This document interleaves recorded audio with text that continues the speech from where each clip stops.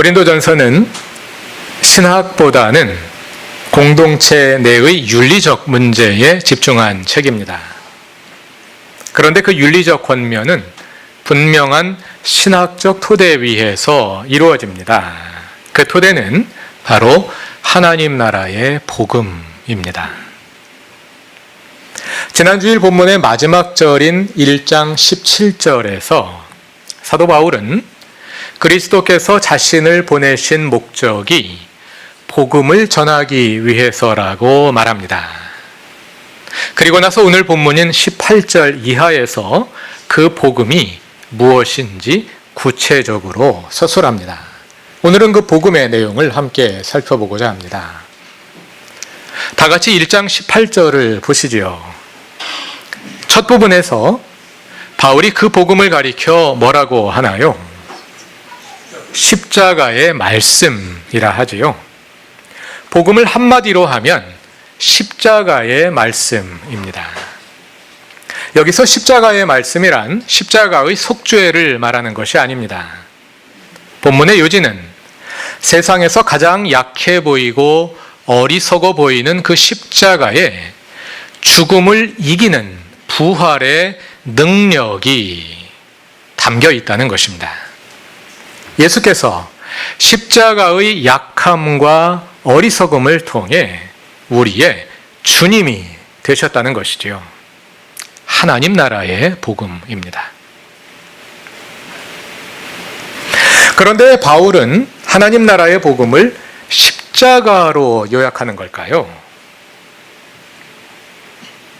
아마도 그 이유는 십자가가 하나님의 나라를 세상의 통치와 구별하는 가장 핵심적인 특징이기 때문일 것입니다. 그리고 동시에 바로 그것이 고린도 교인들이 기억해야 할 가장 중요한 가르침이기 때문입니다. 십자가가 복음의 핵심인데 고린도 교인들이 그 복음의 핵심을 잘 모르고 있거나 아니면 기억하지 못하고 있기 때문에 고린도 교회에 여러 가지 문제가 계속되고 있다는 것이지요. 그래서 문제 해결의 출발점도 복음이라는 것입니다. 복음의 본질인 십자가를 회복하는 것, 그것이 모든 문제 해결의 시작입니다. 고린도 교회에 수많은 문제가 일어난 것은 그들이 복음의 핵심으로부터 멀어졌다는 사실과 깊은 관련이 있습니다. 복음의 핵심은 십자가인데 십자가가 아닌 방법으로 이기려 했고 이기기 위해 십자가의 지혜가 아닌 이 세상의 지혜를 동원한 것입니다. 오늘 본문에는 세상이라는 단어가 자주 나옵니다. 그런데 우리가 성경에 세상이라는 단어가 나올 때는 그것이 어떤 의미로 쓰였는지 구별하여 읽을 필요가 있습니다. 중립적 의미의 세상, 즉 하나님의 피조세계로서의 세상을 말하는 것인지 아니면 부정적 의미의 세상, 즉 이 세대, 파라오의 질서로서의 세상을 말하는 것인지 구별하여 읽어야 합니다. 중립적 의미의 세상, 피조세계로서의 세상은 하나님께서 사랑하시고 구원하실 구원의 대상으로서의 세상입니다. 우리가 매일의 일상 속에서 만나는 세상, 가정과 일터를 통해 만나는 모든 사람들, 눈에 보이는 세상이 바로 그 세상입니다. 우리도 그 세상에 속해 있습니다. 그러나 부정적 의미의 세상은 하나님께서 구원하실 세상이 아니라 현실의 심층에서 작동하는 하나님께 적대하는 하나의 세력으로서의 세상, 사탄의 영향력 아래에 있는 세상입니다. 우리는 그 세상에 속해 있지 않습니다. 그러므로 성경에 세상이라는 말이 나오면 이것이 중립적 의미의 세상을 말하는 것인지 아니면 부정적 의미의 세상을 말하는 것인지 그것을 분명히 구별하여 읽어야 본문이 말하는 메시지를 우리가 정확히 읽어낼 수 있는 것이죠. 오늘의 본문이 말하는 고린도전서 1장이 말하는 세상은 어떤 세상일까요? 20절을 다 같이 읽어보겠습니다. 현자가 어디에 있습니까? 학자가 어디에 있습니까? 이 세상의 변론가가 어디에 있습니까? 하나님께서는 이 세상의 지혜를 어리석게 하신 것이 아닙니까? 여기에서 이 세상의 변론가로 번역된 말을 정확히 옮기면 이 세대의 변론가입니다. 네, 원문에는 이 세대라고 되어 있는데 그것을 이 세상이라고 옮긴 것입니다. 단지 이 세상에서 활동하는 변론가 이런 뜻으로 사용된 것이 아니라 이 세대, 파라오의 질서의 삶의 방식을 따라 그것을 주창하고 확산하는 변론가 이런 뜻으로 사용된 것입니다. 이러한 표현은 본문이 말하는 세상이 중립적 의미의 세상이 아니라 부정적 의미의 세상, 이 세대로서의 세상임을 알 수 있게 해줍니다. 고린도전서에는 그 외에도 비슷한 표현이 더 나옵니다. 다 같이 고린도전서 2장 6절을 찾아서 다 같이 읽어보겠습니다. 2장 6절입니다. 그러나 우리는 성숙한 사람들 가운데서는 지혜를 말합니다. 그런데 이 지혜는 이 세상의 지혜나 멸망하여 버릴 자들인 이 세상 통치자들의 지혜가 아닙니다. 본문에 이 세상이라는 말이 두 번 나오는데요. 둘 다 정확히 번역하면 이 세대입니다. 이 세대의 지혜, 이 세대의 통치자들의 지혜입니다. 한 절 건너 8절에도 이 세상의 통치자들이 나오지요. 이것도 역시 이 세대의 통치자들입니다. 고린도전서 1, 2장이 말하는 세상은 이 세대로서의 세상, 하나님께 적대하는 파라오의 질서로서의 세상입니다. 따라서 우리가 본문에서 세상의 지혜라는 말이 나올 때 그것을 단지 교회 밖의 세상에서 통용되는 지혜라는 뜻으로 읽으면 안 됩니다. 그러니까 우리가 보통 사용하는 성과 속의 이분법, 교회와 세상의 이분법으로 읽으면 안 됩니다. 고린도전서는 교회 밖에서 일어난 일을 다루는 것이 아니라 교회 안에서 일어난 일들을 다루고 있거든요. 그런데 그 교회 안에서 세상의 지혜가 작동하고 있다는 것이지요. 파라오의 질서가 교회 안에서 움직이고 있다는 것입니다.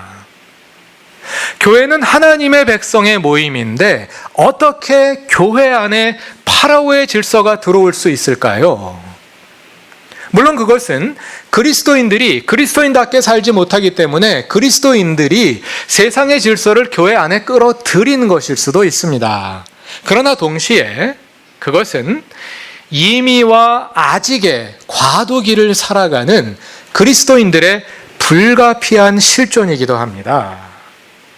우리 안에 하나님의 나라가 이미 시작되었으나 아직 이 세대가 끝나지 않았기 때문에 우리는 여전히 이 세대의 영향을 받으며 살 수밖에 없습니다. 교회 안에 처음부터 이 세상이 들어와 있는 것입니다. 이 세상이 밖에 있다가 교회 안으로 들어온 것이 아니라 교회가 시작되는 그 시점이 바로 이미와 아직이 긴장관계에 있는 시점에 교회가 시작되지 않았습니까? 교회 안에 처음부터 이 세상이 들어와서 같이 움직이고 있는 거예요. 그러니까 이 세상은 교회 밖에 있는 것이 아닙니다. 성경이 세상을 말할 때 물론 항상 그런 건 아닙니다만 우리가 중립적 의미의 세상을 말하는 것이 아니라 부정적인 의미로 세상이라는 말이 쓰일 때 그 세상은 교회 밖에 있지 않습니다. 교회 안에 들어와 있는 세상을 말하는 것입니다. 오늘의 본문의 첫 절인 고린도전서 1장 18절은 두 부류의 사람들을 대조합니다. 하나는 멸망할 자들이고 다른 하나는 구원을 받는 사람인 우리입니다. 그런데 헬라어 원문으로 읽으면요, 이 두 그룹의 사람들을 현재형으로, 즉 현재 진행형으로 서술합니다. 그래서 멸망할 자들을 정확히 옮기면 멸망하고 있는 자들이고요, 구원을 받는 우리를 정확히 옮기면 구원을 받고 있는 우리입니다. 이미 완성된 것이 아닙니다. 그들은 멸망을 향해 나아가고 있고 우리는 구원을 향해 나아가고 있는 것입니다. 우리의 구원은 이미 시작되었으나 아직 완성되지 않았습니다. 우리의 구원이 이미 시작되었다는 것은 우리 안에 하나님의 나라가 이미 시작되었다는 뜻입니다. 우리의 구원이 아직 완성되지 않았다는 말은 이 세대 파라오의 질서의 영향력이 우리 안에 아직도 남아있다는 뜻입니다. 우리는 이미 시작된 하나님의 나라 가운데 하나님의 주되심 속에 살지만 여전히 파라오의 질서의 영향 아래에 있는 것입니다. 그러므로 교회 안에 파라오의 질서가 들어와 있는 것은 그리 이상한 일이 아닙니다. 우리 그리스도인들에게 요구되는 것은 교회 안에 파라오의 질서가 들어와 있음을 한탄하고 좌절하는 것이 아니라 그것을 정확히 식별하여 멀리하는 것입니다. 파라오의 질서를 따르던 우리의 생각과 태도와 행동을 돌이켜 회개하여 파라오와의 질서와의 관계를 단절하고 하나님의 주되심을 향하여 움직여 가는 것입니다. 오늘의 본문은 그러한 움직임의 첫걸음으로서 한편으로는 하나님의 뜻을, 그리고 다른 한편으로는 그 뜻에 비추어 교회 안에 들어와 있는 파라오의 질서를 식별할 수 있는 중요한 기준을 우리에게 제시해 줍니다. 로마서의 윤리적 권면을 시작하는 로마서 12장 2절에서 바울은 우리에게 이 세대를 본받지 말고 하나님의 뜻을 분별하라 이렇게 말하죠. 오늘의 본문을 그 말씀에 이어서 그 말씀에 대한 상세한 설명으로 읽을 수도 있습니다. 하나님의 뜻과 이 세대의 대조가 고린도전서 1장에서는 하나님의 지혜와 하나님의 지혜, 곧 십자가의 말씀과 이 세상의 지혜로 대조되어 나타나는 것이죠. 하나님의 뜻과 이 세대, 하나님의 지혜, 십자가의 지혜와 이 세대의 지혜. 이 두 지혜는 함께 갈 수 없습니다. 왜냐하면 본문의 첫 절인 18절에 의하면 멸망하고 있는 자들에게는 십자가의 말씀이 어리석은 것이기 때문입니다. 그러나 구원받고 있는 우리에게는 십자가의 말씀이 하나님의 능력입니다. 십자가의 말씀은 하나님의 구원의 능력이고 그것을 아는 것이 십자가의 지혜인데 세상의 지혜를 추구하는 자들에게는 그것이 어리석은 것에 불과합니다. 그러니 두 지혜는 함께 갈 수가 없겠지요. 본문 19절과 20절은 하나님께서 세상의 지혜를 어리석게 하셨다고 말합니다. 19절과 20절을 다 같이 읽어봅시다. 성경에 기록하기를 내가 지혜로운 자들의 지혜를 멸하고 총명한 자들의 총명을 폐할 것이다 하였습니다. 현자가 어디에 있습니까? 학자가 어디에 있습니까? 이 세상의 변론가가 어디에 있습니까? 하나님께서는 이 세상의 지혜를 어리석게 하신 것이 아닙니까? 여기에서 우리가 주의할 것은 본문은 하나님께서 사람을 어리석게 하셨다고 말하는 것이 아닙니다. 현자와 학자와 변론가의 두뇌를 혼란시켜서 그 사람들을 어리석게 하셨다는 뜻이 아니라 그들의 지혜, 곧 이 세대의 지혜를 어리석게 하셨다는 뜻입니다. 이 말이 무슨 뜻일까요? 이 세대의 지혜가 이 세대의 기준으로 볼 때는 대단한 지혜인 것처럼 보입니다. 그러나 그것이 하나님의 지혜 앞에 놓이면 그저 어리석은 발상에 불과한 것으로 드러납니다. 하나님의 지혜가 이 세대의 지혜를 어리석게 하신 것입니다. 그것의 극치를 보여준 사건이 무엇이겠습니까? 그것이 바로 십자가이지요. 십자가란 파라오의 질서가 그 위세를 시위하며 하나님의 아들을 좌절시킨 사건이 아닙니까? 십자가에서 사탄의 지혜와 능력이 아낌없이 발휘되었습니다. 사탄은 유대 지도자들을 움직여 하나님의 뜻이 아니라 이 세대를 따르게 만들었습니다.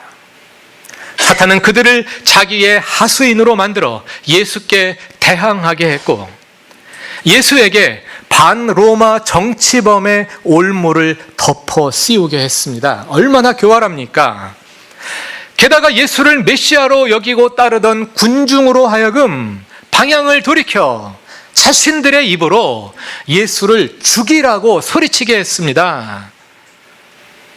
그리고 대제국 로마 총독 빌라도를 움직여 가장 고통스럽고 치욕스러운 형벌인 십자가에 예수를 달아 죽이게 했습니다. 반면에 십자가는 하나님의 아들의 어리석음과 무력함을 여실히 보여주었습니다. 예수는 힘 있는 사람들, 부유한 사람들의 편에 서지 않고 가난한 사람들, 천대받는 사람들과 가까이 어울리셨습니다. 얼마나 어리석습니까? 예수는 유대 지도자들의 불신앙과 불의함을 꾸짖었지만 그들의 간교한 괴계를 막지는 못하셨습니다. 군중이 소리칠 때, 그리고 빌라도가 제자리를 보전하고자 의인에게 사형 선고를 내릴 때 예수는 무력하게 묶여있는 죄수의 몸이었습니다. 그저 도살장에 끌려온 어린 양처럼 너무도 무력하게, 너무도 어리석게 십자가에 달렸을 뿐입니다. 십자가, 그것은 사탄의 능력과 지혜, 그리고 하나님 아들의 무력함과 어리석음이 극단적으로 대조된 사건이었습니다. 그것은 파라오의 질서가 하나님의 나라를 무너뜨리고 영원히 승리했음을 보여주는 듯한 사건이었습니다. 그러나 사실은 바로 그것이 하나님께서 온 인류를 구원하시는 방법이었습니다. 예수는 십자가에 달려 죽으셨지만 죽음을 이기고 살아나심으로 죽음의 권세를, 그리고 죽임의 위력을 무너뜨리셨습니다. 십자가는 싸움의 포기를 의미하는 것이 아닙니다. 십자가는 가장 치열한 싸움입니다. 십자가는 무저항을 의미하는 것이 아닙니다. 십자가는 가장 적극적인 저항입니다. 파라오의 질서는 예수를 십자가에 못 박아 죽임으로써 하나님 나라의 최후의 보루를 무너뜨린 줄 알았겠지만 사실은 사탄이 스스로 독배를 마신 것입니다. 예수는 그렇게 죽음으로써 죽음을 이기셨습니다. 예수는 그렇게 죽임 당하심으로써 다른 사람을 죽임으로 권력을 차지하는 사탄의 보좌를 허무셨습니다. 사탄의 나라는 예수를 죽임으로써 스스로 무너졌습니다. 그런데 왜 사탄은 그것을 알지 못했을까요? 그것이 이 세대의 지혜의 한계입니다. 이 세대는 정말 교활하고 모든 것을 다 아는 것 같지만 사실은 어리석습니다. 사탄은 죽일 줄은 알지만 죽을 줄은 모릅니다. 사탄은 이길 줄은 알지만 질 줄은 모릅니다. 사탄은 자신을 높이고 이익을 챙길 줄은 알지만 진심으로 자신을 낮추고 남을 배려할 줄은 모릅니다. 그래서 사탄은 죽는 것이 사는 길이고 져주는 것이 이기는 길이고 자신을 낮추는 것이 진정으로 자신을 높이는 길이라는 사실을 전혀 알지 못합니다. 하나님께서 사탄의 그 어리석음을 이용하신 것입니다. 21절이 그것을 말합니다. 21절을 다 같이 읽어보겠습니다. 이 세상은 그 지혜로 하나님을 알지 못하였습니다. 하나님의 지혜가 그렇게 되도록 한 것입니다. 하나님께서는 어리석게 들리는 설교를 통하여 믿는 사람들을 구원하시기를 기뻐하신 것입니다. 여기에서 설교라 할 때 그것은 설교 행위보다는 설교의 내용에 주목해야 하는데요. 그 내용이 무엇일까요? 18절에 나오는 십자가의 말씀이겠지요. 오늘 본문은 계속해서 십자가의 말씀에 관해서 말하는 것입니다. 이 세대가 보기에 십자가의 말씀은 어리석은 것입니다. 그렇기 때문에 이 세대는 십자가에 담긴 하나님의 지혜를 알 도리가 없습니다. 이 세상이 그 지혜로 하나님을 알지 못했다. 이 말이 바로 그 뜻입니다. 이 세상은 그 지혜로 하나님을 알 길이 없는 겁니다. 그러나 하나님은 그것을 다 알고 계셨습니다. 세 번역의 둘째 문장은 하나님의 지혜가 그렇게 되도록 한 것입니다. 이렇게 옮겼는데요. 그보다는 하나님께서는 이미 다 알고 계셨습니다. 이렇게 옮기는 것이 더 좋습니다.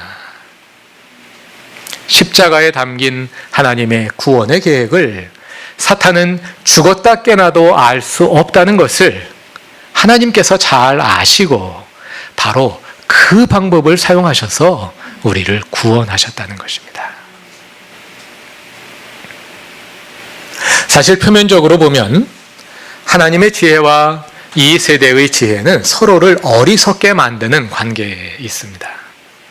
이 세대의 기준으로 보면 하나님의 지혜는 어리석은 것에 불과하고요. 하나님의 기준으로 보면 이 세대의 지혜는 어리석은 것에 불과합니다.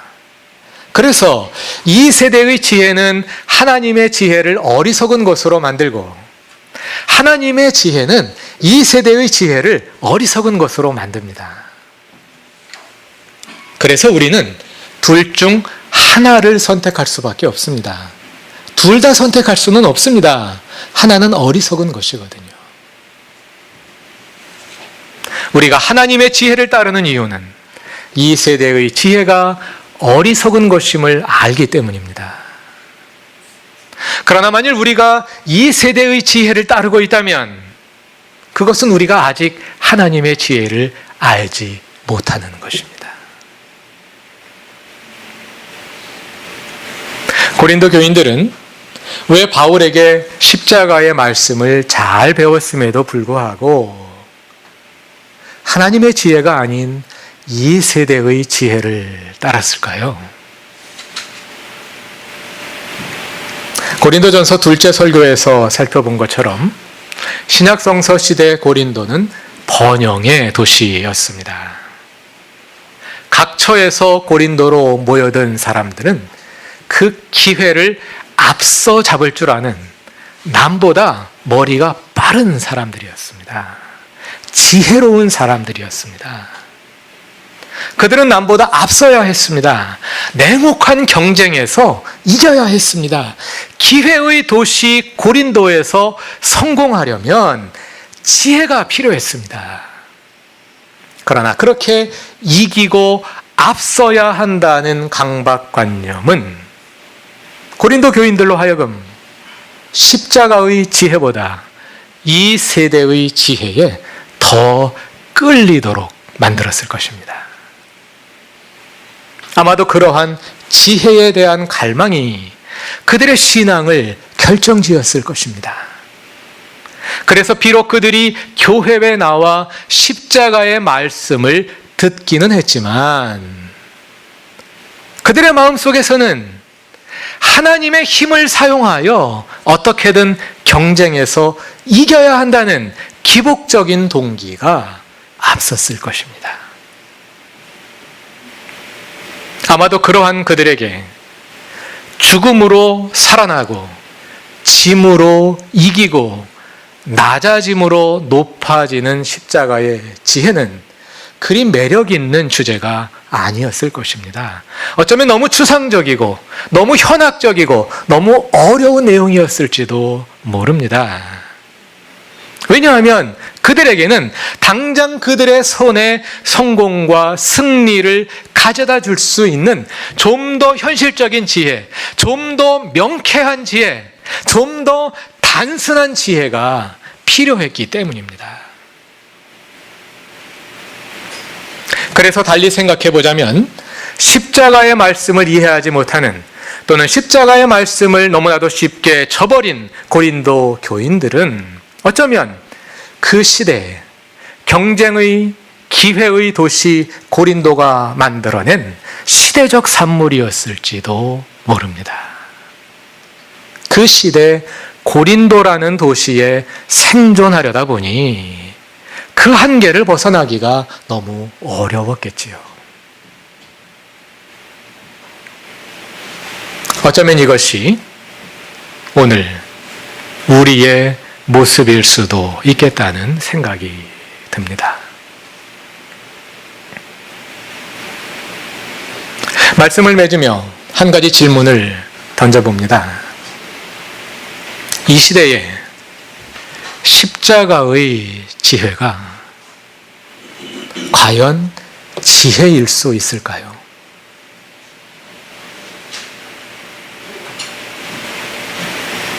십자가의 말씀이 지혜가 되느냐? 아니면 어리석은 것이 되느냐?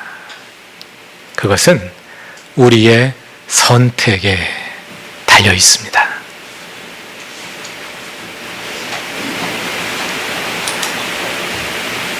추석 연휴가 시작되었습니다. 이번 추석에는 오랜만에 만나는 가족들과의 만남 속에서 십자가의 지혜를 더 깊이 묵상해 보고 또 실천해 볼 수 있기를 바랍니다. 십자가의 말씀이 멸망하고 있는 자들에게는 어리석은 것이지만 구원을 받고 있는 우리에게는 하나님의 능력입니다. 다 같이 기도드리겠습니다.